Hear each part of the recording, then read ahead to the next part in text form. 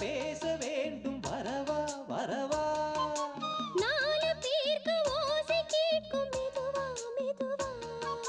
பெண்மயங்கும் நீ தொட கண்மயங்கும் நான் வர பூவை சூடி பொட்டும் வைக்க மாமன் மூடு மானே மானே உள்ளம் தன்னை கொள்ளை கொண்ட